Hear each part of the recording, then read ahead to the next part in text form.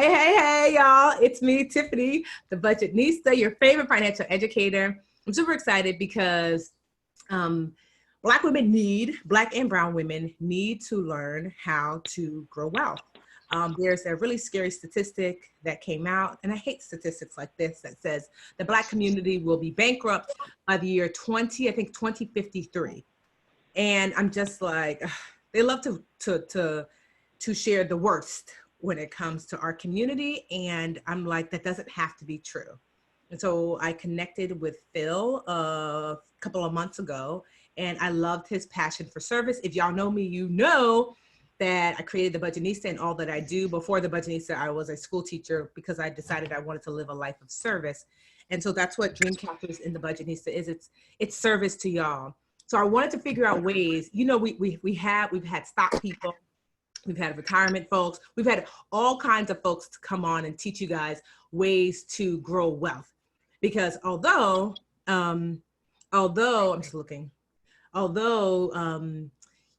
understand like budgeting and saving and credit and debt, those are amazing foundational financial lessons that you must learn. And I believe they should be free. That's why I give those things away for free.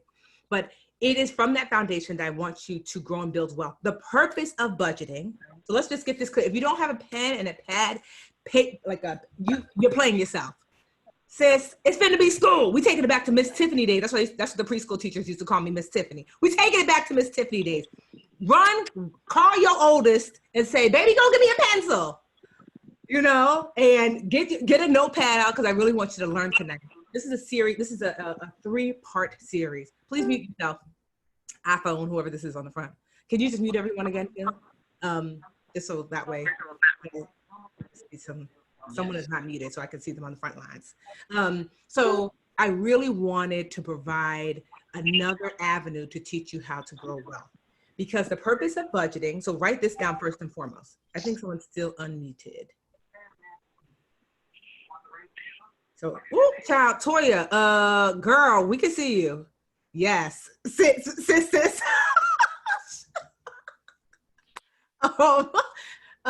So, yes, please. I don't know. What's going on. We're gonna have these different platforms next time to make it a little bit easier. But yeah, so the purpose of budgeting, I want you to understand the purpose of, I think, Kenny Rogers. Yes, please mute yourself, please. Everyone, yes. There's a mute button at the bottom if you're on your phone. I don't know what it looks like on your phone. Phil, if you could just hit mute all again. Let me do that again. We'll find it. Yes. All right, there you go. Thank you. Yes. So the purpose I want you to understand, and I want you to write this down because I think sometimes people forget what the purpose of budgeting truly is. So here is the cycle. The reason why I teach you to budget is because I want you to have excess to save. So budgeting is not to pay, I want you to pay bills. I want you to have fun. I want you to use your money for those things, but that's the true purpose of budgeting outside of those things is to have access to save. And the reason why I want you to save is because I want you to have access to invest. And the reason why I want you to invest is because I want you to grow wealth. So that is the order of things. First, you budget so you can save. Then you save so you can invest. Then you invest so you can grow wealth. You're not budgeting for budgeting's sake. You're not saving for saving's sake. I understand getting debt free is important, and it is, but it is not the goal. It is a goal. Ultimately, the goal for your money is for your money to grow wealth. You are truly working to own things that ownership will start to, the things that you own will start to work for you. So it will put you out of work. So I just want you to keep that in mind, that the purpose of working is to own, and that those things that you own will then put you out of work. So one of the things you can own, you can own a business, you can own stocks, you can own bonds, and you can own real estate. And that's why Phil is here today. So I'm gonna be quiet. Today's lesson, this is part 1 of a 3-part series. So today's lesson is, what's today's lesson, Phil? Is how to buy your first investment property and live rent-free while you do it. Yeah, so I'm gonna mute myself and get my pen out, okay? And Phil, the floor is yours. Thank you, honestly, so much, Phil. Maybe just introduce yourself a little bit and then, then take the floor. Okay, all right. Yes, I'm Philip Michael, and as Tiffany mentioned, we got connected a few months ago, and the reason why was I was discussing with Tiffany this mission that we're on is we started. If I can just rewind a little bit, I started with my first investment property, and this is what I'm going to be sharing with you guys today: how I got into that, how I started that, how I did that, and how I sort of leveraged, not sort of, how I leveraged that into a real estate development portfolio, which is what we're doing today. And it got me to the point where I built up I realized that the way that you build wealth, especially in real estate, number one, it's how you build the most wealth, right? It's through real estate. That's literally the best way to build wealth. And that blueprint, if you will, we've used that, and I wanted to share that. And one of the ways we did that was to offer people ways to get into our portfolio. We realized there was a big appetite for it. We've helped almost 1,000 people become first-time investors, people of color, and that is literally how we got connected. So this purpose of this here is really to give you guys the tools, basically the blueprint that I used to get started on my end to build my real estate portfolio. And I started when I came to New York, which was 6 years ago. I had exactly $79 in my PayPal account. At the time, I didn't have I'm a citizen of Denmark, so I was on an international, in a student visa. And while I was in the process of getting the green card, you don't really have any rights. You don't exist in the system. You don't have any credit, Social Security, anything. And I was making $500 a week writing. So I used that, saved up. And I know a lot of people wonder, do I need credit? Do I need to be connected? No, you really don't. So that's the blueprint, and so that's what we're here to talk about today. Again, how to get your first investment property and how you can live rent-free in the process. That's what I did, and that's sort of what set the foundation for where we are today. So, and one of the first topics I want to talk about, and if you've seen this in the email, it said, one of the things is the magic of leverage. So one of the things people don't really understand is that people think you have to have a 20%, you got to come up with a 20% down payment to buy a house or an investment property. And that's not necessarily true. It's not true at all. In fact, there's this program called the FHA insured mortgage, where basically the banks will give you a mortgage to buy an investment property, not just a house or a condo, because again, they technically count as assets, but they're not making money for you. And because they're not making money for you, they're not really assets. There's just something that you have to feed. Whereas investment properties, with this mortgage program, you can go as high as 4 units. Basically, you could have a property with up to 4 apartments in it, and you only have to put 3.5% down. The only requirement is that you have to live there, right? So one of the units you live there, you rent out the other 2-3 units, and that way they pay for your mortgage and for your living expenses. And that's really what the first point is, the understanding leverage, the difference between good debt and bad debt. And if you look at the numbers, the way you can figure out exactly, and remember that they're throwing questions if you have any, and then Tiffany, feel free to jump in if you want. But one of the things that people, again, this 3.5% down, what you do is you take that, and then you take the money you have, you divide it with 3.5%, then you have an idea, meaning what you've saved up, then you have an idea of what your buying power is. And that's called leverage. Leveraging your equity, which is your cash, using financing, and that's what gives you the asset value. And a perfect example of how that would work in practice is taking, let's say, $35,000. $35,000 can be leveraged into $1 million. For instance, the first deal that I did was a 3-family property in Jersey City. And there was 3 apartments, new construction, and it was around $25,000 put down to get that one. And then later it appraised at north of $1 million relatively quickly. So that's a perfect example how you can leverage that, live rent-free while you're there, rent it out, learn what it's like to operate an asset. So essentially, getting your first property, living rent-free. And the thing with the FHA is that they make it so that it's easy for first-time buyers to get in the game. So that's the whole purpose of it. So that's one of the things that people may not really understand as well or have not heard about. So that's why we're talking about it today. So yes, so that's the magic of leverage and how you turn that into a higher net asset value. So that's that. Tiffany, any comments? Any questions? Should I just continue? No, continue. I think that what's most important is that people want step by step. So it's like, I want you guys to be clear that think about a lever like a doorknob, right?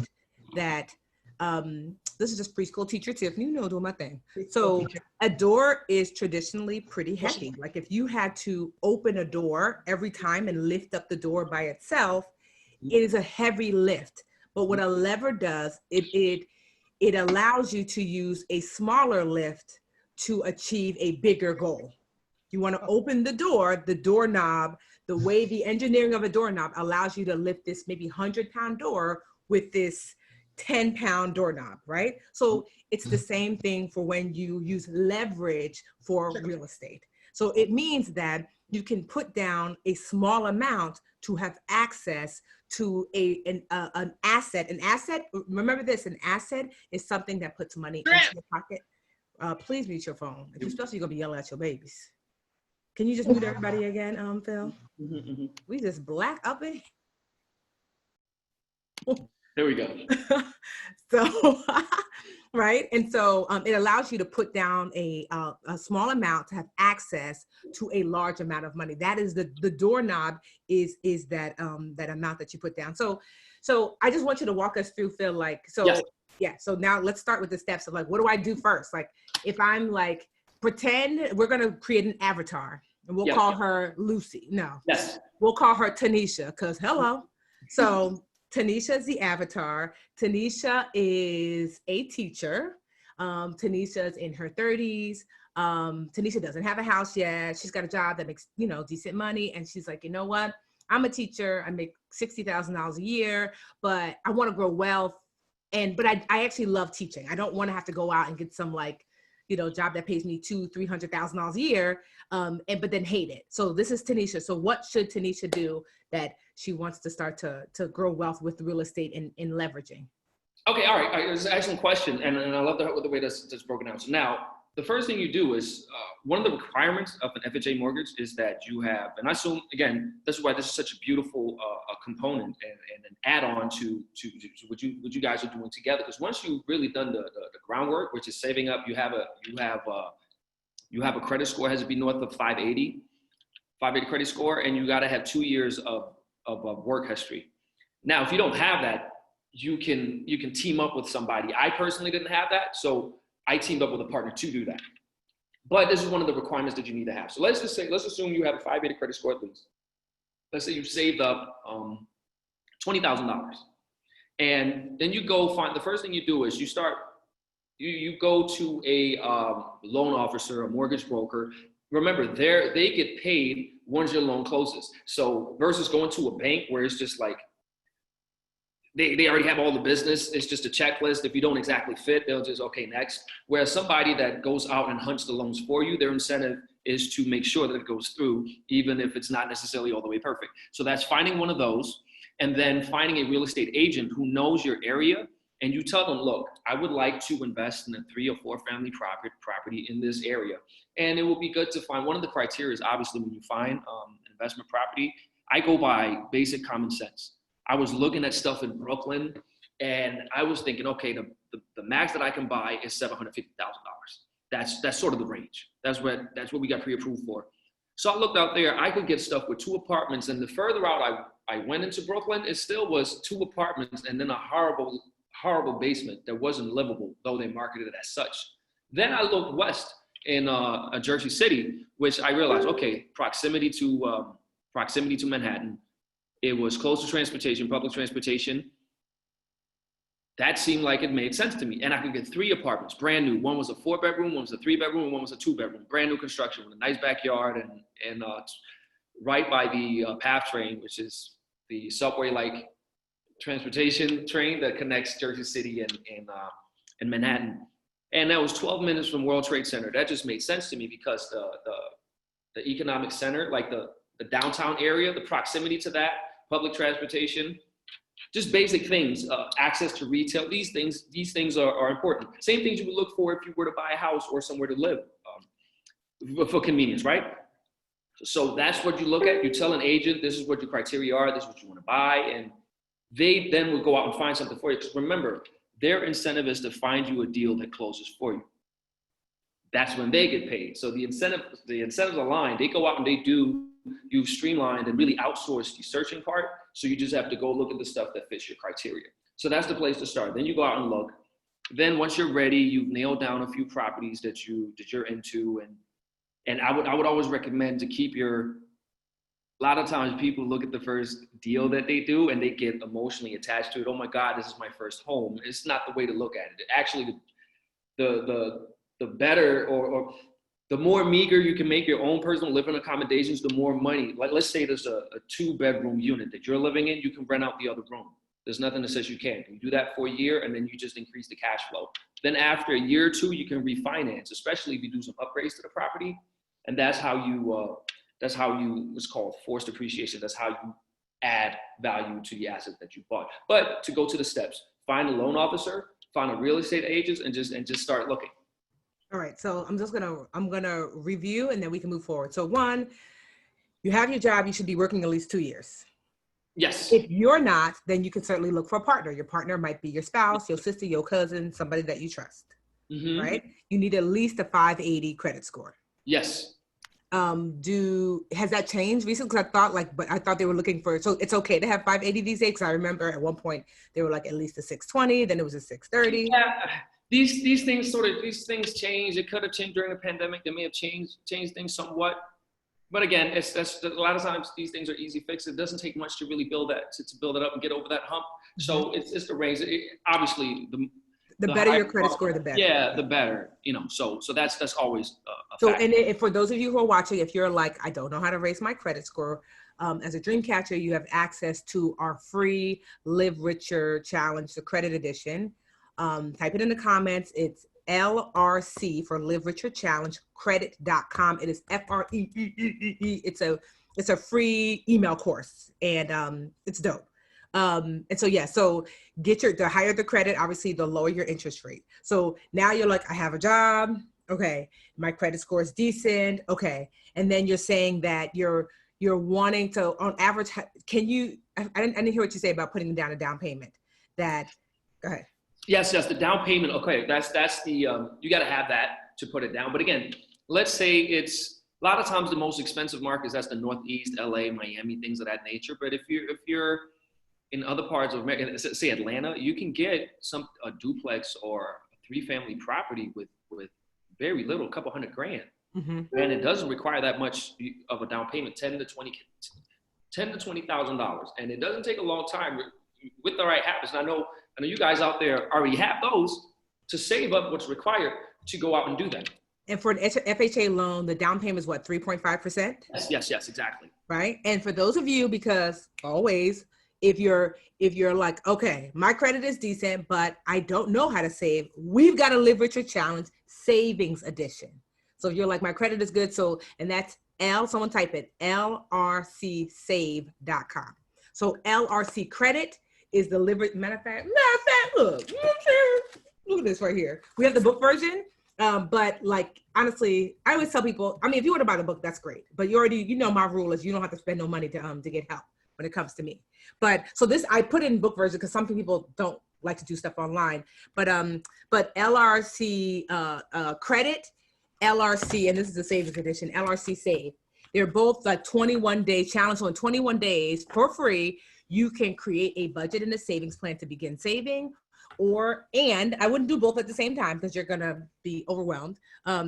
Or you can, start to create like a credit plan for yourself. So you have your 3.5 down, and when you're looking for a home, look with investor eyes. And I want you just to go over again, like, what are investor eyes? So remember, you are looking to invest for your future. So again, absolutely. Yeah. So what is an investor eye? I'm looking for what again?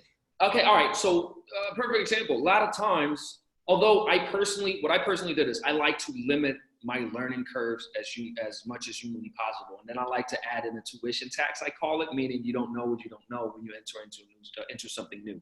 It's like, if it's your first time doing something will come up that it will be impossible for you to foresee simply because you have not been there before.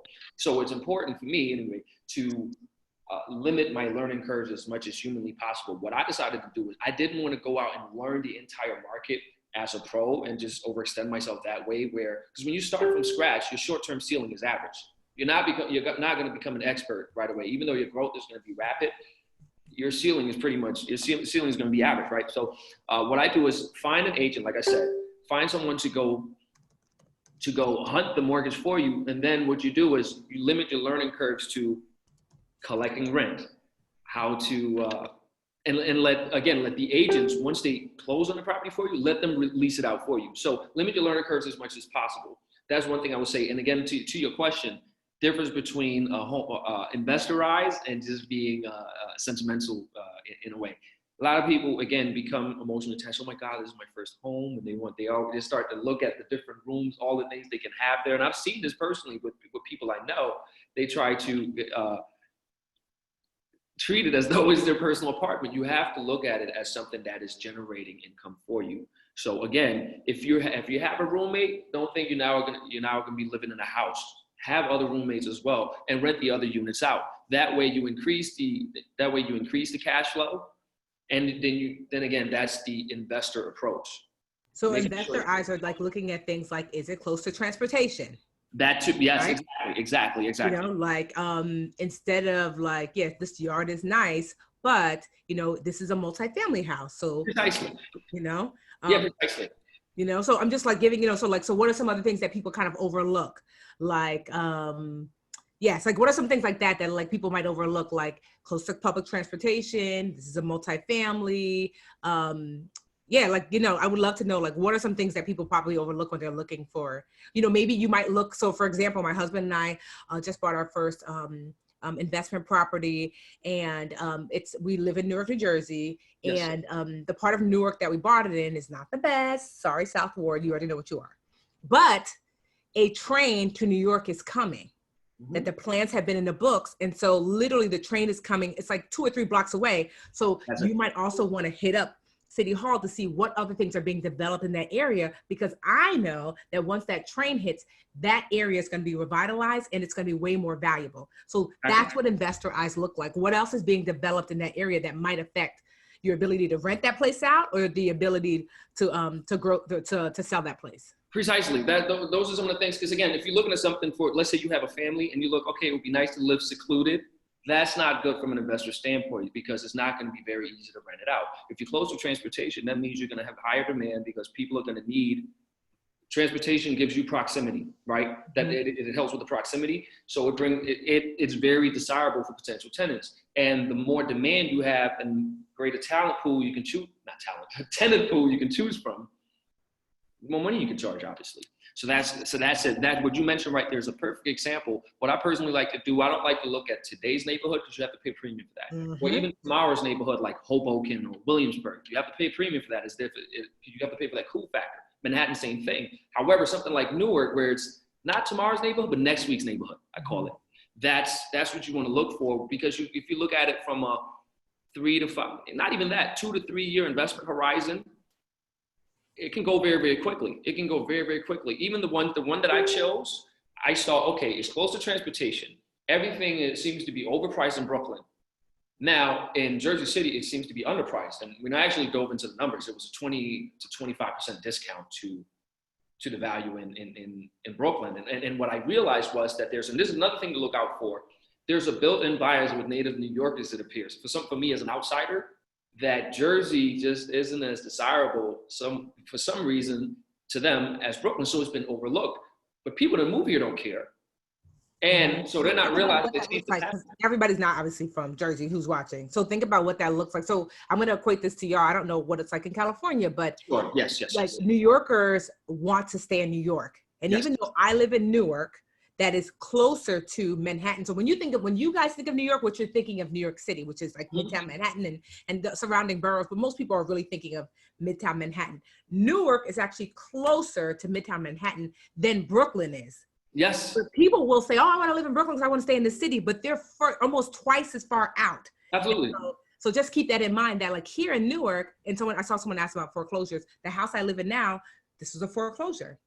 So it was half off because 1, it was Newark, and 2, it was a foreclosure. So it was built-in equity. So now let's move down the line. We found the house. We look with our investor eyes. We've got our realtor. You know, we've got our broker. you know, we've got our down payment. And I know some of you guys are saying like, what else can we do to leverage down payment? Should I take money out of my retirement account for down payment? I say no.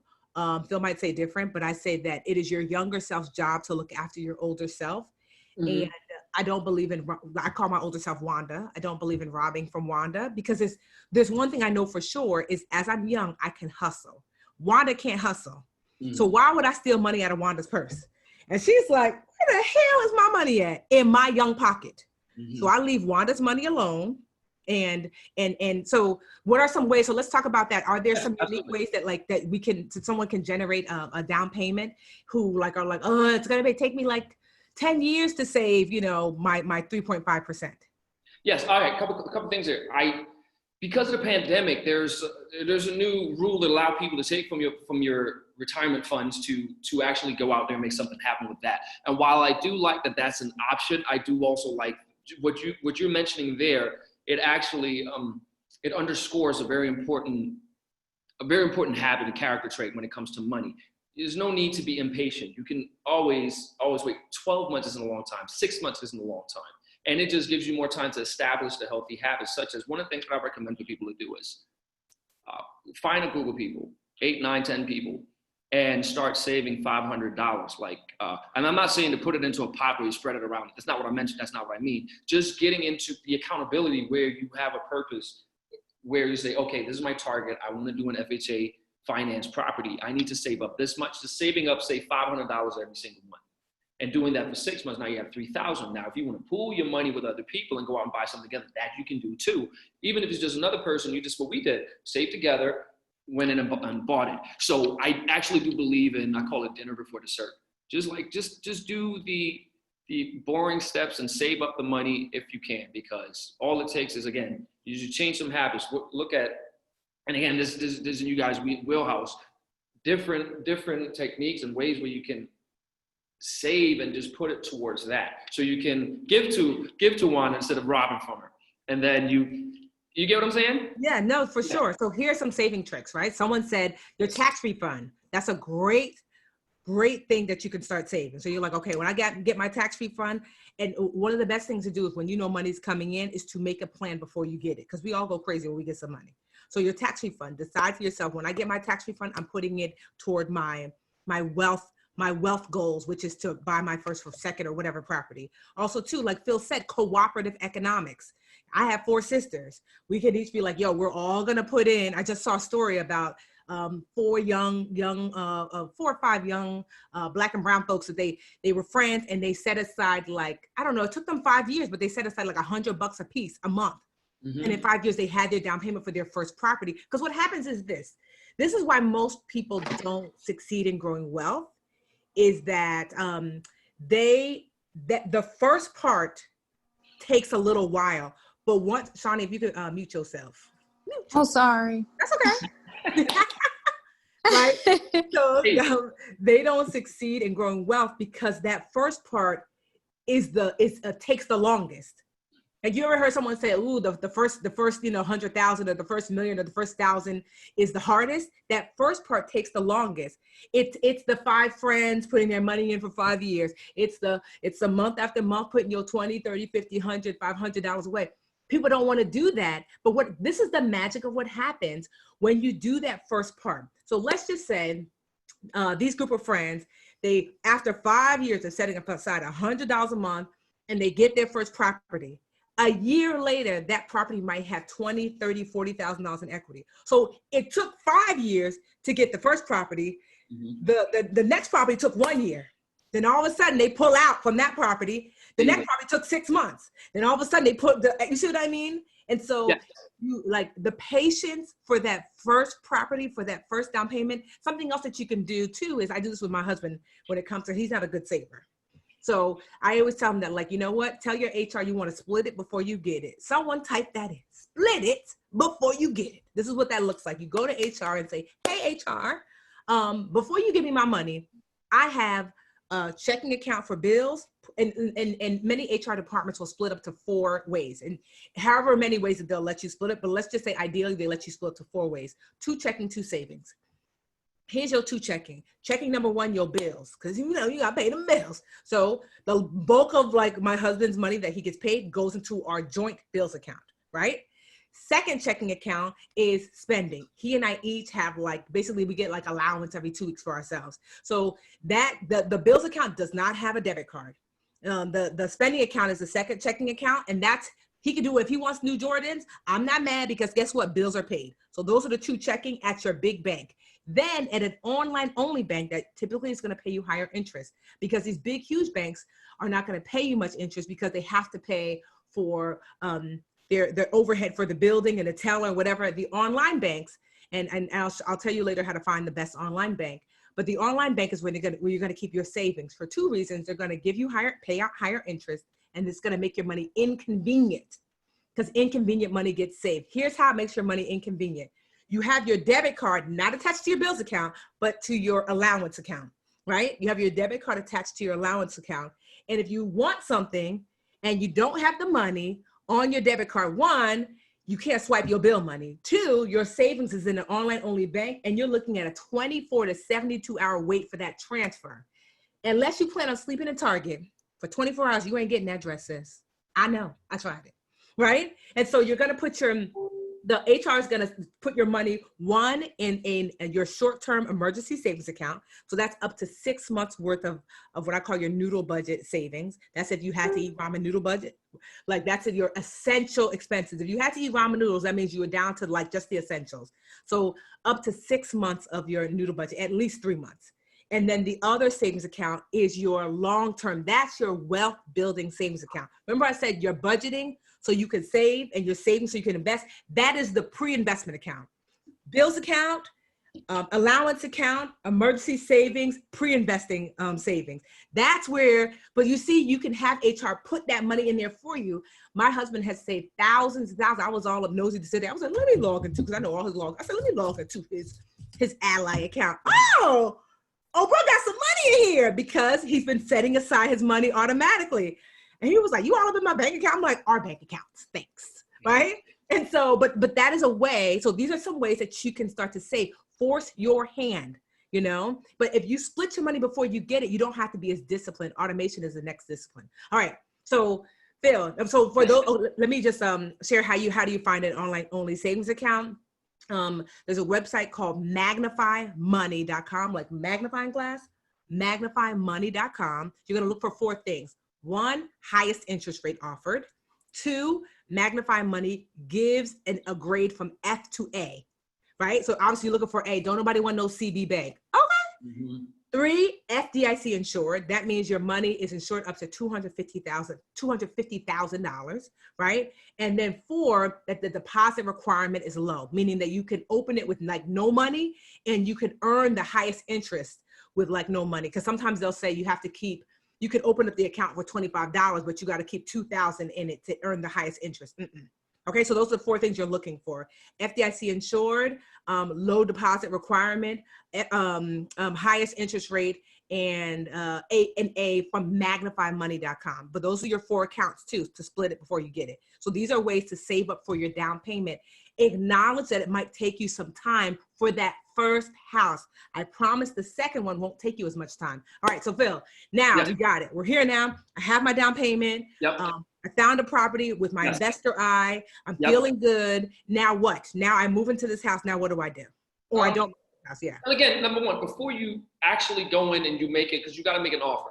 And a lot of times people say, well, how do I do that? Or how do I even go to find it? So one of the things, like I said, find an agent. But what you can do yourself also, just as a quick search, just to get started, is there's Zillow, Trulia, Redfin.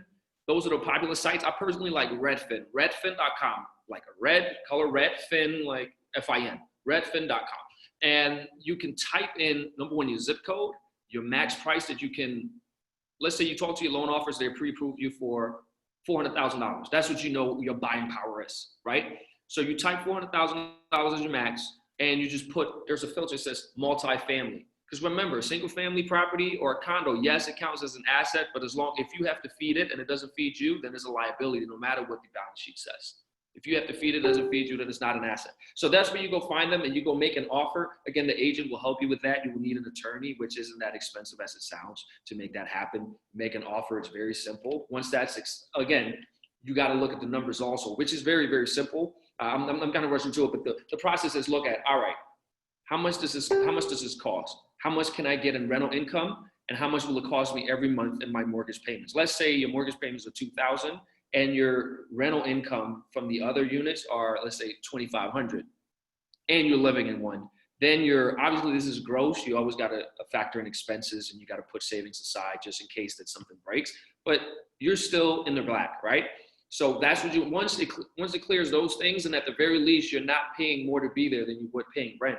Because if you're doing that, you're essentially just put your expenditure over there, but you're putting into your own piggy bank, which is your property, right? So now you get there, you make an offer, you move in, you lease it out. Obviously, you get some tenants in there, and that's a process. There's standard leasing contracts, and an agent will help you with that. That will take care of that process from A to C, and then you just manage it. And then there's little things you start. And once you have a property like that, there's a beautiful thing that happens in your mind. You start looking at money. When you're a business owner or an investor, you look at money differently. Money is no longer something you take to spend. It's something that you must now generate a return on. So it's not just saving, okay, now I can live life more freely. Yes, I suppose you can, but it's always good you start to look at things. How can I get a return on this money? Okay, you would much rather put it into, let's say, upgrading one of the units, putting in an extra room, for instance, things of this nature that can add value to the property.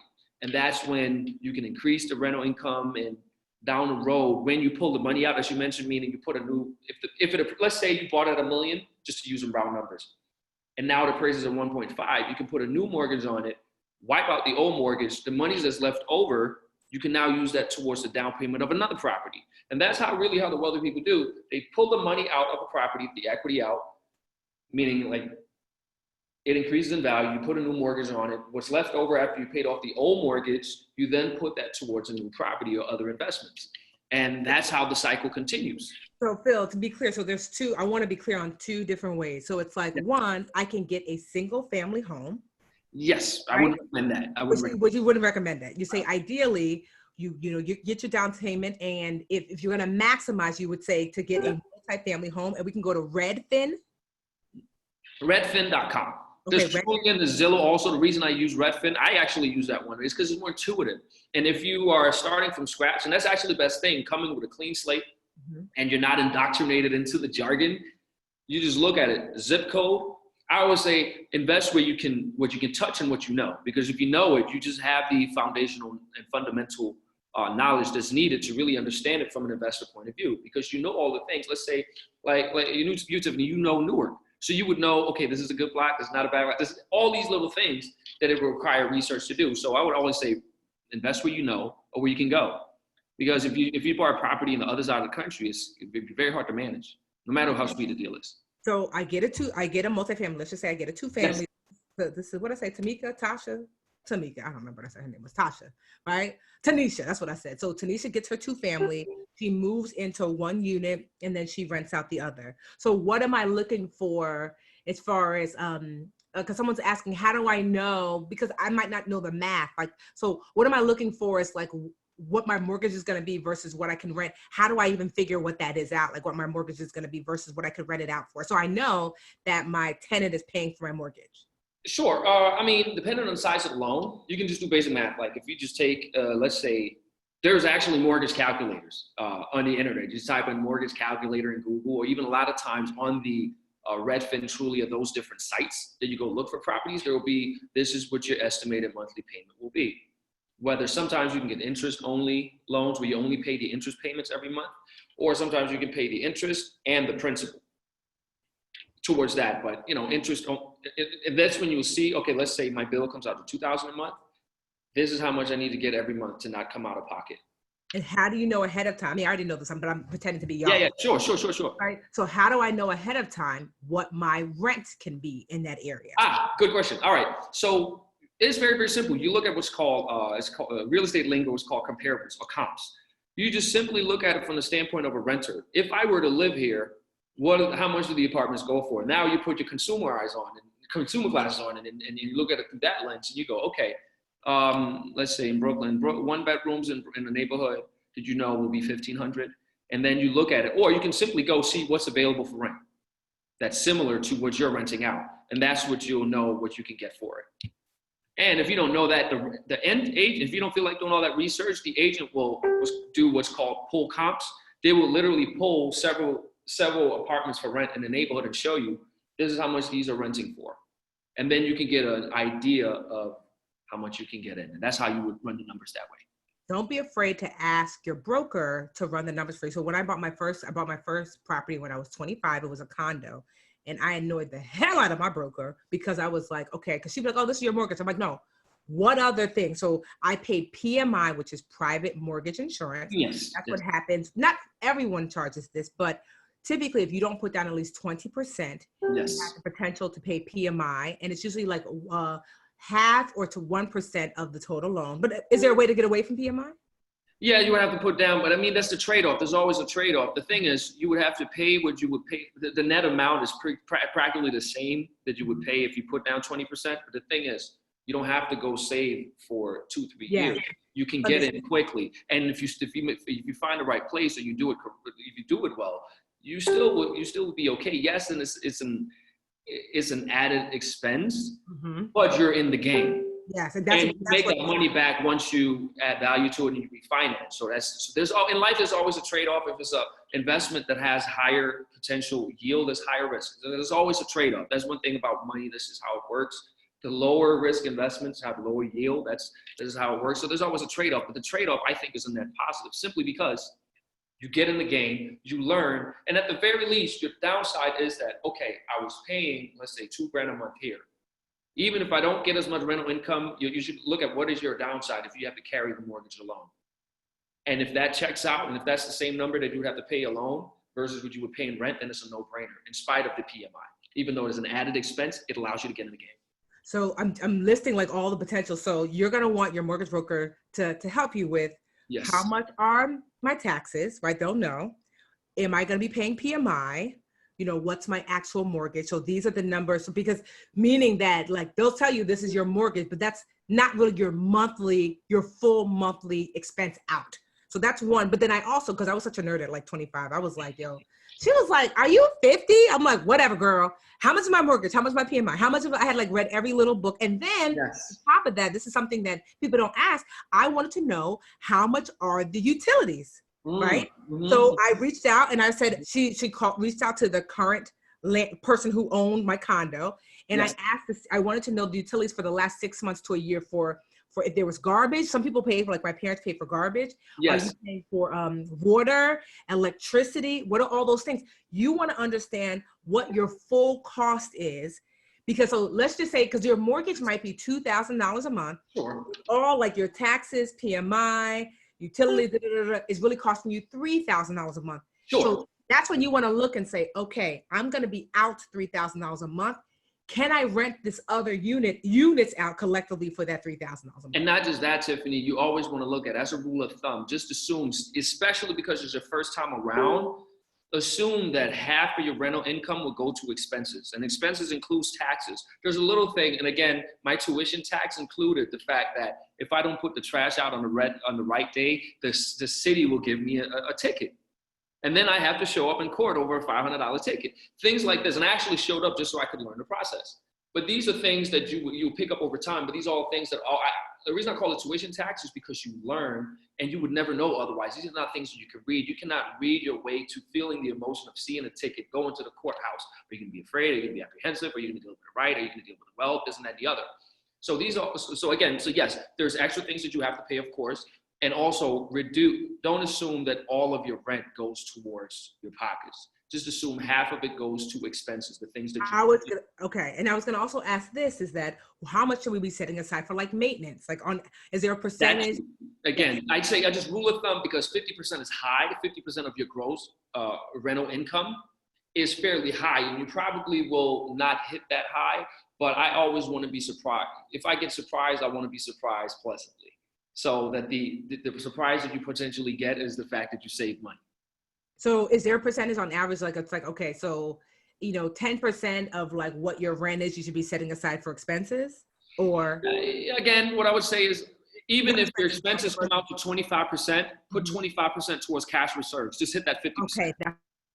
So you ideal. Okay, so that way, because I want to understand everybody to fully understand. It's like, all right, so if you know that, like, you know, it's going to cost you $3,000 a month, you're looking hopefully to get rents of, you're saying 6,000 is ideal, but anywhere between 3,000. I mean, you really want to get a little bit more than 3,000 because you want to set aside for maintenance and things like that. So yeah, let's give the rule of thumb. If I know that it's going to cost me in monthly whatever expenses $3,000 for this property, how much should I be looking for my rental income to be? I would say that it would be in a perfect world, obviously get to 6,000. But again, you want to see what the downside is. Where you would want to carry it. If you have to come out of pocket, just make sure you don't come out of pocket more than you were doing when you were paying rent where you were before. As long as you don't beat that number, to me, philosophically, you're getting a good deal, because each month the value will go up. Each month you learn. Each month you understand human beings, tenant psychology, and all those little things that help make you a better and more prudent investor, business person, and wealth builder, because these are the principles you get, and you only get those through experience and going out there and doing it. So a lot of people think you would have to prepare, but you cannot read your way to those experiences. You just have to go out there and do them. And as long as your downside is protected from the standpoint of, okay, the worst case scenario, if only one tenant pays rent and I have to evict the other ones and go through that. One of the reasons I picked Jersey City also, just a sidebar, is because New York City has more tenant-friendly law, so you can't really evict people the same way. Whereas in New Jersey, even though it's right there, it's a separate state, it's more tenant-friendly. Another learning curve that I wanted to eliminate,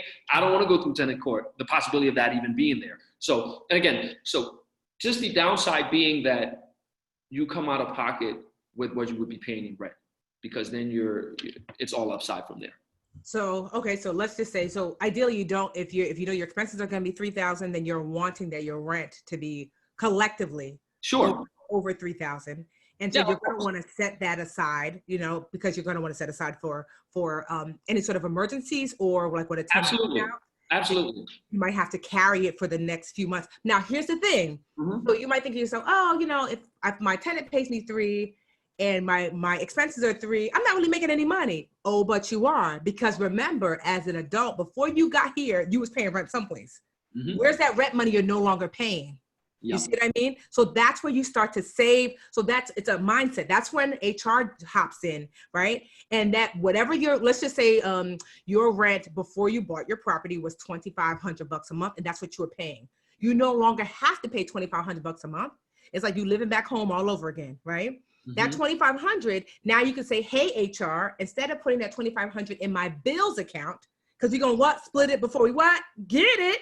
I want you to add that $2,500 to my long-term savings account, my goal savings account. So you're going to increase your goal savings deposits by $2,500. You're going to put that money in there, and then you can use that money.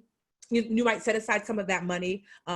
You might tell HR, put some of that into my emergency savings, because you want to boost it up, because now your emergency savings needs to be a little bit more because you have a property. But a large part of it will likely be set aside for future investments. So now you're starting to save that money and put toward future investments. So because now you have a two-prong. You have money that you're no longer spending on rent for yourself, set aside for the next property or the next investment.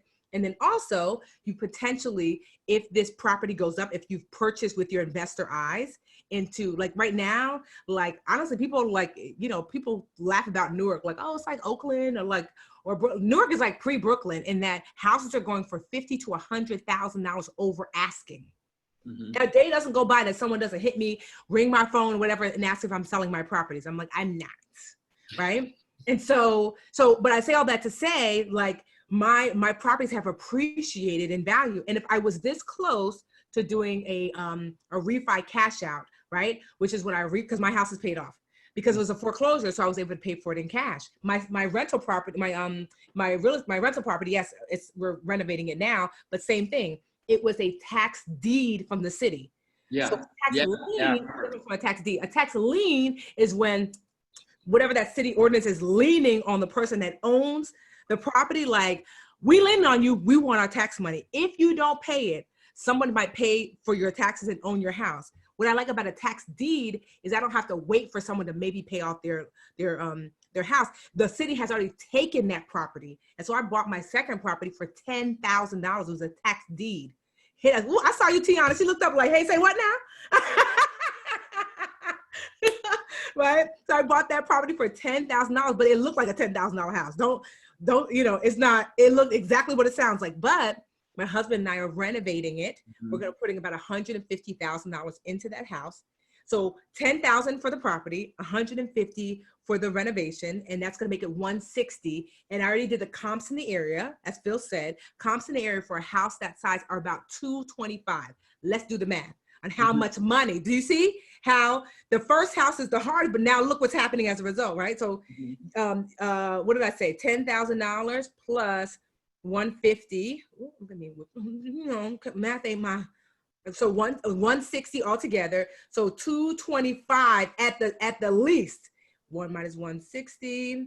You're looking at $65,000 equity in that house. Yeah. And so so two ways you can make money is that you set aside the money that you're no longer paying in rent, and you can also refinance your house if you purchase in an area that is on the rise.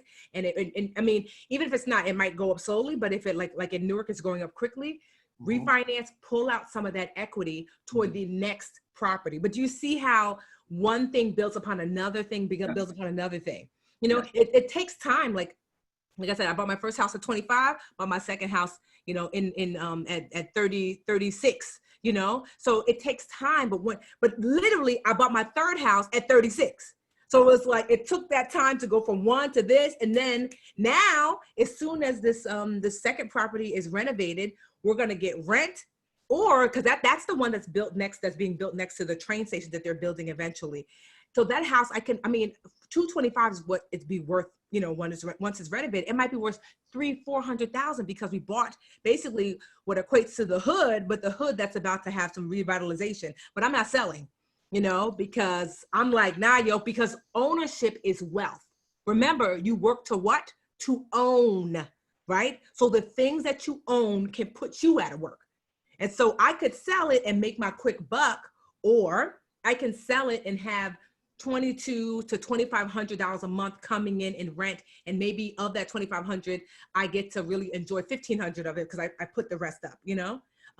So I'm just sharing, like, I'm hoping that you guys are getting like an understanding. We're going to take some questions from you guys, but understanding like that flow of what it could really look like for you, and that you don't have to do it alone. You can do it with a group of people, understanding that first property is going to take some time, and then what it looks like to go from one property to the next through saving, refinancing, potentially pulling out and using it for the next property. So while you're in that property, you should be scouting. Like even now, I'm scouting. You know, like I told my husband, I'm like, and then someone asked a question about COVID, is now a good time? I feel like there's always deals to be met. When my husband and I bought this house, Newark was like, it's still on fire, meaning that like we were bidding on, like not bidding, but like we were looking for a house just to live in, not as an investment. And we were outbid over and over and over at $25,000, $50,000. I'm like, in Newark, New Jersey, the hell? You know, and so it was crazy. So then when this house came in the market, like I said, it was a foreclosure. And I'd never bought a foreclosure before. It took like 8 months to close. Foreclosures can be a pain in the butt to close, but we got this house is worth $380 in its current state. We got it for $180. So it was worth that. It was worth that trouble. Go ahead, Phil. I'm sorry. Yeah, I actually have a question about that because I get a lot of questions about should I get into foreclosures and start? And I always say no, because you're competing against people that do this professionally. And if you're just starting out, it's like you jump into a semi-pro basketball pickup game if you're just straight off the couch, and it's going to be a little difficult. What was that process like for you? Just curious, because you came with experience and obviously I didn't. I had never bought, other than like buying my house when I was like a condo when I was 25. I didn't have any real estate experience. So I mean money experience. That's what I mean. Oh yes, yeah. So for me, the foreclosure experience was that we found the house. It was like originally on Realtor.com. And then we found the house. It was a bank owned. So the bank, for whatever reason, pulled it off Realtor.com and had it on one of these bidding sites. It was called realtybids.com. I had never heard of it. And so, cause I had Googled for it, I was like, where's this house? You know, I saw it on, and so it was on this bidding site. And I went on and I called a realtor friend of mine. And I said, I see this house. I really want to see what's inside. It's in a really nice neighborhood in Newark. And she was able to contact the bank, and the bank gave her the number. So we were able to take a tour. And you're not always able to look inside a foreclosure. But because the bank had put it on this random bidding site, most typical investors did not see it. So we just bid online for this foreclosure. But I wouldn't suggest necessarily a foreclosure for your first time out. We were fortunate in that literally nobody bid against us online, because the bank that owned this house was in the Midwest, so they had no idea about Newark. Wow. So they put it on the wrong site.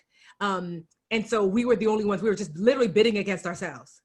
And so we were able to, to get this property, and then, we renovated it so we could put more equity into this house. But I say that, like, you'd be surprised, get friendly with your city hall. Like, that's how we got our tax deed. Like, it was City Hall had a list, and they were like, hey, basically these are tore down properties. We're wanting them to be renovated. So, like, building relationships with people in City Hall, it's going to be critical. So literally there was a list, and they said, look at this list, any properties that you like. I was like, what? It was like 30 or 40 of them, and each one was worse than the next. Yeah. And the reason why I chose that one is because I knew the area, and I was like, wait, this is where they said they were going to create a new train station to New York City and to Newark International Airport. And I went to city planning, and absolutely the plans are in place. They've already put the money toward it. I was like, this is the house. Even though it looks terrible, for $10,000, we can renovate it. And I know that in the next 5 to 10 years, this is going to be this property. One, I knew I could rent it, because here's the thing about renting. People will tell you, like, ooh, people are living everywhere, You go to the super hood, the midway hood, nice neighborhoods, whatever. People are living there. People live places. So you could always rent, but where you have your property will really determine the quality of your tenants. So you just want to be mindful of that. But yeah, so I knew that we could rent it even if it took 10 years from them to build the train station. So I want you to understand that this is a long, strong game. Yes. Because, Phil and I were just talking that African Americans especially, many of us are new to investing, and we see investing through the stock market, which can literally be up one day, down one day, up there. And this is a legacy play, right? Go ahead, Phil. Yeah, not just that. It's the fact that with stocks, and I never actually was personally a fan of stocks because of the intrinsic volatility, meaning that public opinion can shift so quickly, and it can impact the value of an investment. Say, obviously, COVID hit, so everybody's panicking. And there were perfectly fine stock companies that would benefit from something like this, just like what we're on right now. Zoom went up, but initially went down, even though usage, all their business metrics are going up. But because of the panic in the stock market, it drives the demand and supply, right? It's tied to supply and demand. It's the same thing with a single family property, like a condo or a house.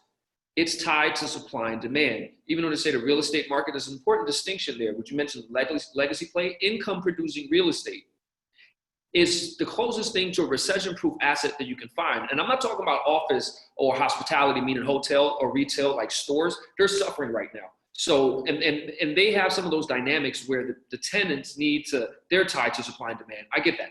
But shelter is a business model that'll never go out of business, right? So that's the most recession-proof thing, again, because the value of the asset is directly correlated to the income that it produces. Let me repeat that. The value of an income producing asset, that value is derived from the income that it generates. And if there's always going to be a demand for shelter, you are always going to have, that's why you see rent always goes up, right? So therefore, and so does the values, right? The values continue to go up because rent continues to go up. And then stock market, it will go like this. The housing market will go like this because it's tied to supply and demand, which is in effect human emotion. And human emotion, as we all know, we can be sad and upset one day. That's all it is. So that's why when you mention legacy plays, is also the fact that it's an asset class where it's the closest thing to a recession-proof play that you can have. And that's why it's so important. And that's why the wealth gap that we have, and I don't want to harp too much on that, but the wealth gap currently exists with people of color and everyone else is because there's an absence of home ownership and real estate Yes. ownership. And that is literally it. So a lot of times when you see, oh my God, excluded from opportunity and so on and so forth, yes, there's truth to that also, but it's also, again, we need to start being more cognizant and conscious about owning.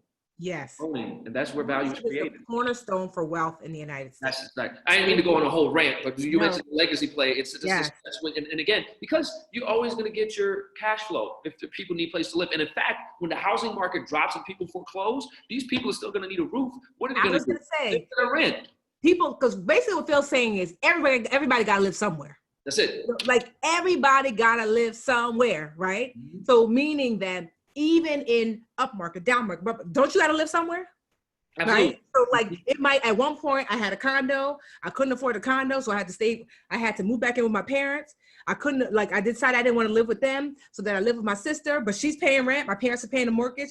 I didn't want to live with my sister anymore. I rented a room, but the lady who's the room I was renting from, she was paying the mortgage, meaning that everyone has to live somewhere. And so as a result, yes, even when things are bad, people still have to live somewhere. And that is one of the ways that they will make a way. You know, they might move from like a super fancy apartment to a less expensive one, but people need to live somewhere. And so that's why investing in real estate is such a great And you know what? This actually brings you back to the sort of full circle to the point that you made, investorize versus, again, we can be fancy, want to look good, feel good, live nice, all that good stuff. But if people have to downsize their living accommodations, if you have that thing that might not be in the best neighborhood, you might have the hottest ticket in town. Mm-hmm. Because no one, if people have to downsize, they're not going to be in the fancy new pad. Those are the ones that are going to suffer. And if you, and I want to add something to the point, and it's not really super related to the topic, but it's definitely related to real estate. Philadelphia, where I've done my investing, in North Philly specifically, that's a neighborhood. When I went there, I saw, and again, I just use I'm not that smart, so I just use basic common sense to look at stuff. I'm like, okay, I look around, I see that there's all the indicators of quote unquote the hood, right? Then I look around, I see an Asian lady walking a dog. Then I see a guy in a flannel shirt with a big beard and a ponytail, a white guy with a backpack. And I'm watching them all harmoniously just coexisting. So I walk a couple of blocks and I see high rises coming up. So I'm like, oh my God, this is a time lapse of gentrification. How do I get in? Then I dug deeper and I started looking, what are these properties going for? Next to nothing. You could get stuff for $5,000, $10,000 pieces of land. Then I realized the city of Philadelphia, which goes back to your point, they're incentivizing developers because again, they want to build the city up nice, but tax money is only going to go so far. So they say, let's incentivize these developers to build up the nice neighborhood for you. So they're actually giving you, like in Brooklyn, and again, I know people are all over, but Brooklyn, one of the hottest neighborhoods, markets in the nation, they were giving away land for $1 in exchange for developers building rent-stabilized properties. Increased housing supply looks good for the voters, et cetera, et cetera. So you just got to figure out where the incentives align. In Philadelphia, we benefited from that. We don't have to pay taxes for 10 years, for instance. Tax abatement, that's exactly what it's called. And that, I would just say that I know there's a lot to think of, but start with the what? You start with your budget, then you create a savings plan. Like I said, you can split it before you get it. You might create like a team with your people to expedite the process. In that process, this is a perfect time while you're safe, like your year, 2 years, whatever, to start learning your neighborhood. I used to literally every weekend, my husband was sick of me. We would drive through all these Newark neighborhoods, up and down, up and down. I wanted to see on Sunday, at night, at dusk, when it's cold, when it's warm, what does this neighborhood look like? So get to really learn whatever neighborhood you're thinking you're wanting to invest in. So now let's talk about property management. So for your first property that you're living in, or so now we're in this. So this is Tanisha. Tanisha's got her property. She's feeling really good. She, her mortgage is $3,000 a month, and with all the extra bells and whistles, her expenses, and she's able to rent out the second unit for $4,000. So she's feeling good. She's saving that extra $1,000 a month plus the $2,500 that she no longer has to pay in rent. So Tanisha's now saving $3,500 a month. Right now, should she use some of that $3,500 to get a property manager for this first property that she's currently living in, or what do you suggest? Again, it goes back to limit your learning curves as much as humanly possible. The reason I found something that was called turnkey, basically, I buy it, let's go. A lot of people say, let's find something to be renovated. That was a learning curve I didn't want, because like, even though it's one item, it's like, I got to find a carpenter, I got to find a painter, I got to find an electrician, I got to figure out how that transactional process works. Can I trust them? The psychology, there's a lot of things there. So I said, you know what? Let me eliminate that. Get something that's turnkey, ready to rent out, right? Then I got a property management company. They're going to take 5 to 10% of your gross rent, but it's well worth it, because you basically get that 5 to 10%. It's like, oh my God, I can save that. Wrong. How much is your tuition tax going to be? 20, 25? Okay. So that 5 to 10%, you just get to shadow them, learn, because they'll hit you up. So it's not like you're just going to sit back and chill because they need you to pay, right? So they're going to go, okay, we got to go fix that. They're going to send you a bill. So you start looking at the bill, because every time you got to pay something, you're like, wait a minute, what is this? So you do that. And then you'll slowly learn. And after a year, what I did was, once I realized what the process was, I said, you know what, I can do this myself. And the way that I went the step below property manager, I had to live in super instead. So then it's a little closer to the process. And next thing you know, you can manage it yourself. Now, you also got to understand, you got to have a temperament for property management if you eventually want to go that route. If not, you should absolutely have a property management company. For me, I realized property management isn't necessarily great for me, for my temperament, because it would take a lot of my time away, which is when you spend your time, it takes away resources or your time that you can spend on other things. So the return on investment on my time just wasn't there. So a property management can be good for that reason. Then you just have to, if it's just a simple matter of making a decision, okay, pay this bill, count the money, that's sweet. So I started with that, and I would definitely recommend that, just to learn the process. And now's the time where you can really have fun with it and ask yourself, what would it take? Remember, the purpose of to work is to own. And so that way the things that you own can put you out of work. Ask yourself, how much do I currently make a month at work? Do you make $3,000 a month, $5,000 a month? How many properties do you need to get that will yield you, after all of your expenses, $5,000 a month? Now you have officially retired yourself. Do you see? Like, or you might say to yourself, do I really need to spend $5,000 a month? I really could live off $4,000 a month. Now, when you hear someone has reached financial freedom, sometimes people think that means that you're some multi-millionaire. No, financial freedom just means that you no longer have to work, you no longer have to go to work, that the things that you own are working for you. Right. And that's exactly the point we had when last time we spoke, is the fact that somebody that makes $1 million a year versus a guy or gal that makes $100,000 a year, but from 5 different income streams, that he put up $20K a year. So just to throw out a number, is far wealthier than the person that has how good do you sleep when you know that you get $100K every year, just lying in bed, doing nothing, passive income, whereas you have to go out and work and hustle and bustle. The second you get fired, oh my God, might lose my house, all the things that come with that. I might lose my family, all this other stuff. So this is an important part. And that's if you're a cash flow investor. Personally, I'm an equity investor. I just want to build my net worth as high as humanly possible for the legacy play. And then I just live meagerly. I buy my shoes. I have fly kicks, because I figure, look, if I buy the newest one, I have to buy a premium. I have to pay a premium for that. But if I wait 2 years, I figure I'm still going to use the clothes in 2 years. I just buy that. I buy all my clothes at H&M when they do liquidation sales. So, because when they have to get new collection, I go in and pick up stuff at $5. Little things, I live very meager, and then I make sure that the big expenditures, like the big amounts that I spend, is for the purpose of adding more to my equity. But what you mentioned, cash flow investing, it's getting the most to supplant your income, and then that's really freedom. That's really freedom. Yes. So you're wanting to, so I would challenge you to look at what can I do to increase my cash flow outside of work, regular work, but then also too, what can I do to set aside money to grow wealth as it relates to so there's something called the 4% rule when it comes to investing, right? So the 4% rule is that on average, if you invest in the market, because I do recommend that you have your real estate, but then you're also you're setting aside your retirement funds, or maybe even other just wealth growing funds into the market in some way. The market meaning the stock market in some way. And yes. So the 4% rule is that on average, the market is going to yield on the low end.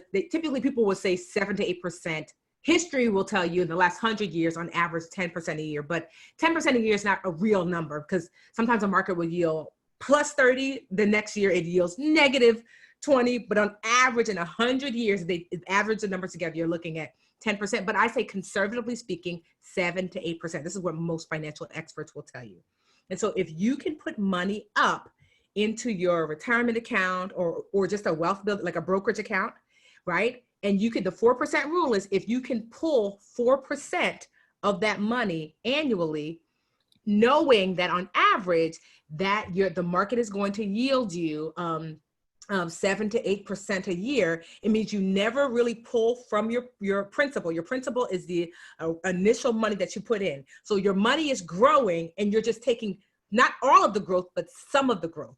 And so it'll allow you, if you have that and you have your real estate that you're making money off of, you basically get to hedge. So for those of you who are like, what if we have a crash? It's like, oh, okay, real estate's not looking so cute this year. That's okay, because I've also set aside money in this way as well. So that's what my husband and I are doing, that we're trying to build on both sides. And then on top of that, for me, I also have a business. So remember I said the purpose of working is to own. So I'm trying to figure out for myself, what ways can I express ownership? I have several businesses, right? And so you saw my books, right? These books, right? People giggle like, oh, Tiffany, you self-published. These self-published books, I've got like the Literature Challenge, the original one. I've got the Savings Edition. I got the Credit Edition, the Net Worth Edition. This is like my biggest one. The 1 week budget. These books on average yield me $2,000 to $3,000 a month. Okay. That's what I used to make as a preschool teacher.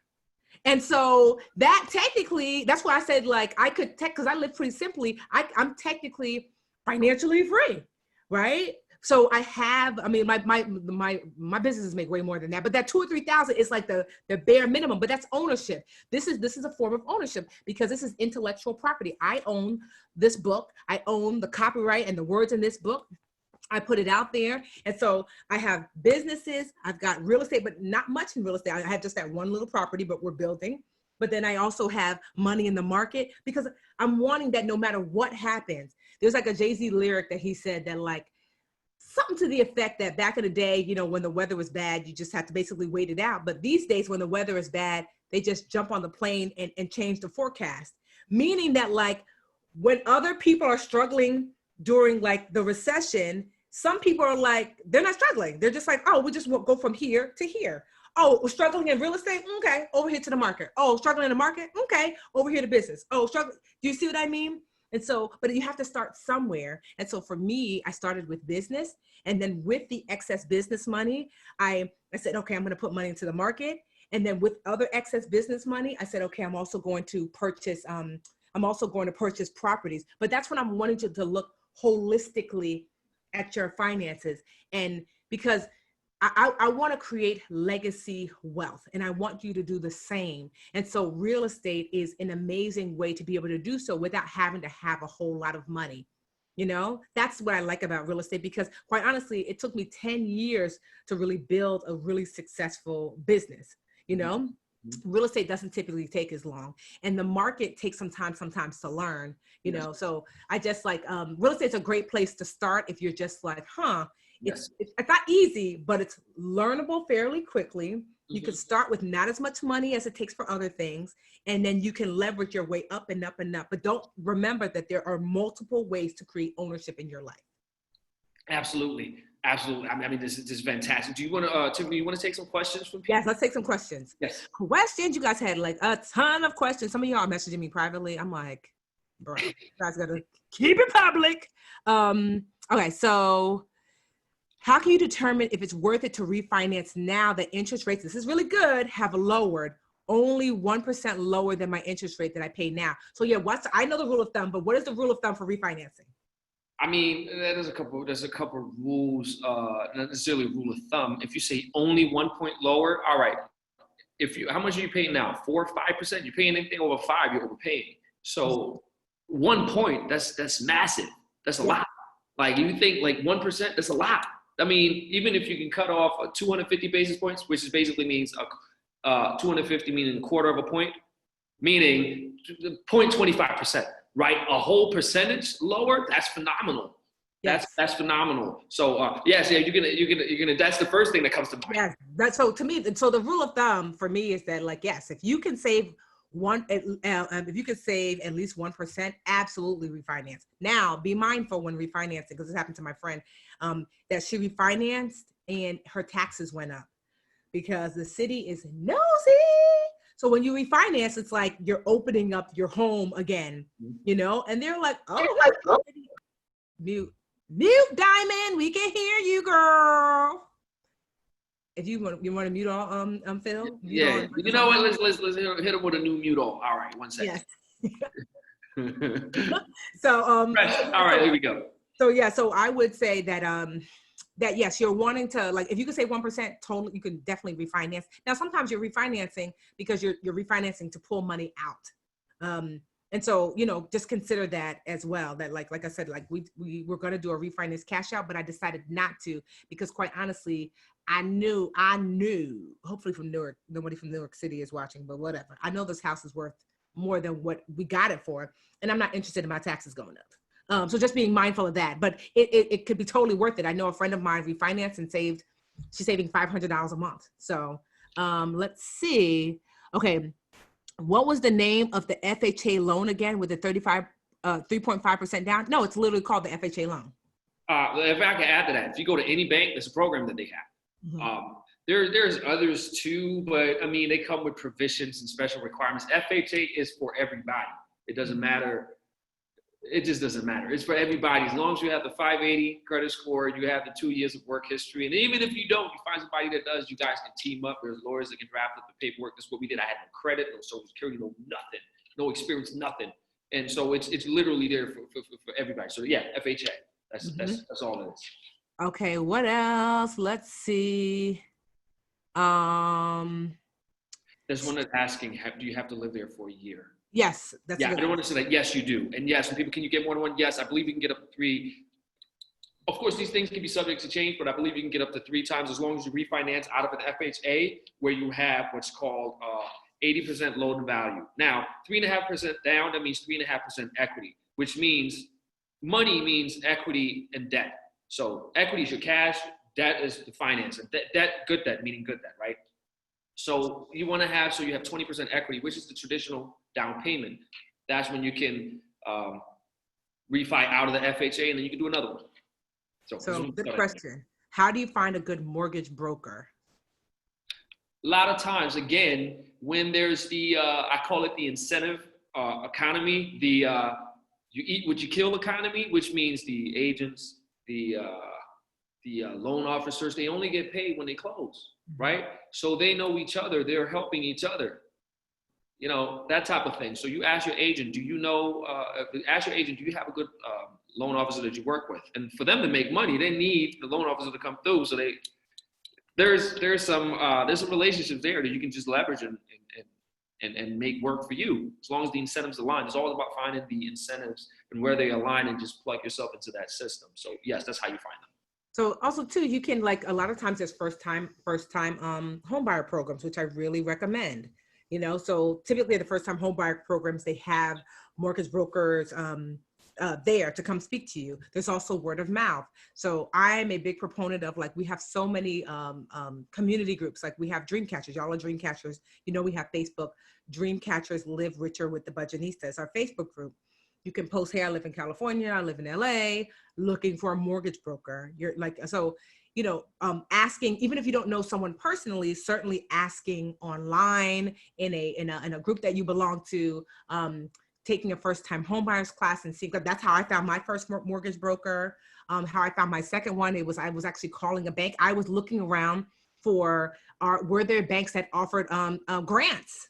And so, for example, M&T Bank, not too long ago. Hey, I used that too. Yes, did some things that weren't so great to Black and brown people. Wait, yeah. Yes, and so what happened as a result, they got caught, and the government says you have to do right by Black and brown people. And at the time, I don't know what it is now, but they were offering $20,000 as a grant if you were Black or brown meaning Latina, right? And you were going to be living in a Black or brown area. And so $20,000. But I asked every realtor I knew. I was literally calling banks. Do you have a program? Because that M&T program, it was a needle in a haystack. people they weren't saying it like loud and proud. Also go to City Hall. I was a teacher. I said, is there a teacher program? Is there a, so I was looking for grants, like, are there grants or assistance programs? Sometimes these smaller banks have them, but who really knows best? These realtors know a lot. So that's how I found the M&T program. I was posting like in a realtor group, and I was like, does anybody know any program? I live in Jersey. And someone's like, oh, M&T has one. I think they're in Jersey. And I looked online, I Googled M&T program, nothing. I finally called M&T. They were like, oh yeah. Then they told me. And then, that's how I found my my mortgage broker as well. So like, looking for grants is also a way to, get that down payment assistance. So yeah. So what happens though, if you already used your FHA loan and you're in a single family house now, someone asks, what about then? Say that again. So what if I've already used my FHA loan? I'm in a single family house. I'm like, can I use it? Like how soon can I do another? M&T is a bank. M and like Mike and Tina. Yes. I saw that too. I mean, once you refinance out, you have to double check with a loan officer because these things are subject to change. I don't want to say anything that misleads people. So, but once you refinance out, you should be eligible for it. Not long after. And there's also a lot of unwritten rules that I don't really want to mention, but a lot of times people work with you, and put it that way. Okay. Cause I think they consider you a first time home buyer. What, like after 3 years, you could be you're like a first time home buyer again? Yeah, but I've heard there's different ways around it. So I've done a couple, if I just being completely transparent, done a couple, and it's not fraudulent, it's not illegal, but you can do different. Way I do it by doing multiple FHAs is simply putting in coming in as the silent partner with somebody else that signs on the loan. See? Exactly. So remember, you can have partner, like your sister might be their first time home. Exactly. I remember my husband and I, that was our decision. We were like, boy, you get this house, I get this house. Mm-hmm. You know what I mean? Mm-hmm. That is possible too. And that's more than, those are two different people purchasing this house. And not only that, if it's two of you, then it's not 3.5 anymore. It's half that. You see? So yes. Yes. So somebody said, is there a cap for home buyer grants received or used? I don't know if there's a cap. I've never, like I said, there are different banks that have things. Ask your local realtor. There's realtors be knowing, so, but I don't know that there's a cap. I guess you can get as many grants as you can apply for and see. As many as you can hunt up. I typically try to look away from it because, again, like to your point with the taking from your retirement account, it's always good to not necessarily look when it comes to money, not look for the shortcuts, just grind it out. Save up the money, get there. And you have to Teachers Next Door. Yep. Someone said Teachers Next Door US. You can find them. So if you're a teacher, a nurse, a healthcare worker, absolutely. My husband works for the city. The city actually had a grant. It was like, you need a new roof? We'll put $10,000 on it. You'd be surprised. That's why I said, ask City Hall, are there grants and things available? For like, sometimes it was for like existing homes. It wasn't just like you had to, you were looking to buy one. I was like, what? The city had $5,000 for like some exterior improvements because Newark wants people to make their homes look nicer. So most people just don't apply because they don't know. So absolutely apply. Someone said there's Invest Atlanta. Tax deed properties are typically listed with City Hall. You can many times for tax deeds, you have to go to an auction. But that's why I said you get cool with people at City Hall. Sometimes they have properties that they're like really undesirable and you might be able to see. Like building relationships within where you live or where you want to invest is going to be in your best interest, Again, at the end of the day, even government is an entity. It's inhabited by human beings. Mm-hmm. Human beings will always be biased and favorable towards those that they have some sort of rapport with. Yep. So that's what people, and my sister used to teach me that. She said, you can buy your teacher and he's a former teacher. You can be nice to your teacher. She will give you a better grade. I'm like, no, they treat everybody the same. It's like, it's natural human bias. It's just some people that you just relate with better. So that relationship. Yeah. Someone said with an LLC, no, LLCs are not eligible for, wait, will you tell me, are LLCs eligible for FHA? No, the answer is no. You absolutely, okay, all right, this is the on the record, absolutely you cannot buy that. They will not approve that, it will not work. If you buy through an LLC, you have to go the conventional 20% down. As a matter of fact, at 6 p.m. today, I signed on a construction loan for, I'll give you the exact number, for $900,000 on an LLC on a particular property that I that I own, that I'm developing, right? And the way I did it, I signed as a manager of the LLC that owns the LLC, and but I still had to sign on it personally, right? But it gives the loan, and I'm personally insulated by this one LLC, another LLC that then owns it. Now with an FHA, it's meant to be for people that buy their first home, typically. Mm-hmm. So, and they say, well, a home could be a house, duplex, and it goes as high as 4. Anything beyond that is considered a commercial real estate investment. And if you have an LLC, that is a business investment. It's meant to be for a person, but a lot of times you can still protect your investment in different ways. Let me just put it that. But again, it's no. The answer is no. You can't get an FHA. And after a year, right, at the FHA, could you refinance it out of the right? And then put it. That's our plan. Yes, that absolutely you can. Yeah, refinance out of the FHA and then put it into an LLC. Go ahead, Phil. Yes, that said, there's there's always a trade-off. Yes, you can do that. They may, depending on the climate. Right now, when interest rates are lower, you can get a good deal. When it was it's a seller's market and a buyer's market. When it was favorable to the banks, they would be less inclined to do things that are good for you, but what is good for them. So it's all about timing. And again, these banks are led by individuals. Just remember this. It's not like it's some sort of entity that's a robot. It's a human being. So a lot of times what I do is there's an underwriting checklist, and I know what that would be like. But if it's a human being that's pushing it through, you have a much better chance of seeing. I know it's a different question, but again, with the LLC, you can't do that. Yes, that is the way to do it on paper. Yes. Let me see. I'm just looking like some of your questions. You guys have really great questions. I hope you guys are enjoying it. People are chatting together and finding investment partners. Honestly, we have something exciting. Like, I'm not going to say just yet because we can't. But the reason why I brought Phil on is not just because he's like a wealth of knowledge, but he has an exciting project to share. Like, we're not going to share it tonight because it's not ready yet, but it will provide a way for us to have access to investing in real estate in a way that, because we quite honestly have been locked out. When I talk about we, I'm talking about people of color have been locked out of investing in real estate because quite honestly, sometimes the price is prohibitive to us getting in. So Phil has created something honestly completely amazing. I just cannot wait until we're able. I think our next, because what's the name of our next session, Phil? Like, what's our next session that we're teaching? It's ways you can invest for very little money in real estate. Because what we're talking about here right now is active real estate investment. There's passive real estate investment. Yeah. We get some of the same benefits. There's what we want to talk about. And again, and to your point, one of the things that is very important to me. And one thing I just want to express this, that I'm super thankful for you bringing me in here. And I hope for every one of you guys that are watching that this has been valuable. And if there's anything that you want to know, please shoot questions. If there's anything if I have to go on live, and if you could hit me up on wherever, I'll be glad to just answer questions that may be too trivial for the sake of this presentation. I just want to be of service and be of help, because the thing is this. To me, wealth is a function of conversation. I say this all the time. Wealth is a function of conversations around the dinner table. I grew up, without getting too much into it, I grew up in a household. My grandmother was ousted from South Africa because of apartheid. And she taught me how to read when I was 5 and made me very well read. But she said, you're black, there's a box, there's a ceiling. This is as far as you can go. Then I later moved with my father, who was a businessman, who then wasn't as well read.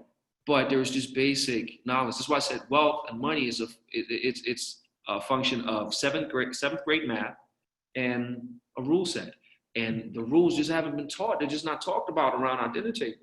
So I felt as though I was privileged. It took my dad years to strip me of some of that information. And you mentioned this before for you too, Tiffany, that your CPA father charges and principles. And that's just what I just want to share, because I feel as though for me personally, I was fortunate to get the first property. It went up and we have a development portfolio. And I feel it's almost a responsibility for me to share how I do it, because there's nothing special or I don't even know what a square foot is. I use the metric system. I don't know what a square foot is, seriously. So that's why, and I hope I can be of help. I hope I've been of help, and I will continue to try to do so. So I just know this, so my dad would always say this, and we'll end on this, is that we're doing this because, so every time one of us will graduate, I'm one of 5 girls and I'm the second oldest. And so anytime one of us will graduate with our high school diploma, college, master's or whatever, he would say the same thing over and over. He said, you have reached another level. He said that, my father said that what is so special about knowledge is that this world can take just about anything from you, but the one thing it cannot take is knowledge, because knowledge once given cannot be retrieved. It can only be shared. That's it. So take that with you, knowing that what you've learned tonight, no matter where you are in the world or where you go, what you've learned tonight cannot ever be taken from you. You are better for it. You are at another level for it. Even if you weren't learn one new thing, the only thing that can happen with the knowledge that you learned tonight is to share it, and we encourage you to do so. And we can't wait to see you back for the next one, which is where you can learn how to passively invest in real estate. And I'm really hoping by then we'll have the announcement for you where Phil has created something super amazing, especially for dream catchers. Specifically for us to be able to invest in real estate in a way that, that allows, even if you have very little money, to start this legacy building ability. So I'm super excited about it. Yes, and just as a parting thought for me, I just want to make sure that, and I stress again, just look at how quickly this whole pandemic changed the world. One virus from one person to the next, it changed the entire world. I didn't call it COVID, I call this co-wealth 20. Okay, this can spread the same way, especially because everybody knows, especially, and maybe I'm not even sure people realize this, but worldwide, and I know this, I lived half, if not most of my life in Europe. Everybody looks, the ones that influences business, trends, pop culture, music, is people of color in America. And it just is what it is. I grew up in Denmark. I came here when I was 16, but I grew up, I know this because I see it. Everything that's created here, it is on European television everywhere, more so than the local stuff. You guys, so I don't want to stress that. It doesn't take long for something to spread. So that's why I want to do that. And again, as we're going to talk about this next week, it's not just going to be anything that we create. I want to give the tools, because it doesn't have to be the options that we create. As long as people go out there and start investing, that's what matters, because that's what's going to leave the next generation well off, and it's going to continue many generations from here. So those are my parting thoughts. And we're going to, this is definitely going to be recorded, and we're going to share, because that's the point of it. And we might want to, so don't worry about that. So I know, because we didn't realize how many people are going to sign up. So we're going to be on a platform next time where, because we had 15,000 people just about sign up, and this can only hold 1,000. So we're certainly going to use a platform where more people can have access, but we're going to be recording each of these, and we're going to push it back out to you. So if you did have let me know for people to miss, if there's anything, I'll be glad to make myself available tomorrow, today, the day after that, whatever. Whatever. I did want to know, Phil, she says you want to take me out to coffee for this. Right? I'm a great coffee girl, but you know what you could get me? Chocolate chip cookies. Okay. No, but honestly, Phil, how can they contact you? Because folks have been asking, what's your social? What's your? Again, and this is on our end. I think it's streaming on Facebook now. That's the page. It's just called Real. We created one specifically for this, so we can get as many people in as possible, because the response has just been overwhelming. Real Estate Wealth Hacking on Facebook, or on Instagram, it's YFWTB. YFWTB. Let me type this in here so you guys can. Yeah, type it in. And I love the cooperative learning that's happening in the comments. It's sweet, ain't it? Reaching out to each other, sharing each other's emails. I love. That's the way. And again, if there's, you guys can also email Nat, our community manager, at nat@wealthlab.co. I'm typing it in here now.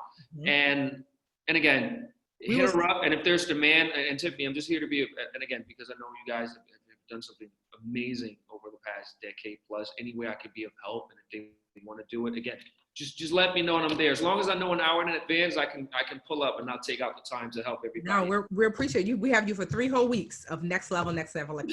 Yes, so thank you. All right, y'all. Thank you so much. I hope you enjoyed tonight. I hope you learned something new. Next week, we cover something different as it relates to real estate. And stay tuned for a big, huge announcement of how Phil is going to change the game for people of color to invest in real estate in a way that has never been done before, and in a way that the vast majority of you will be able to afford to do. Legacy for all.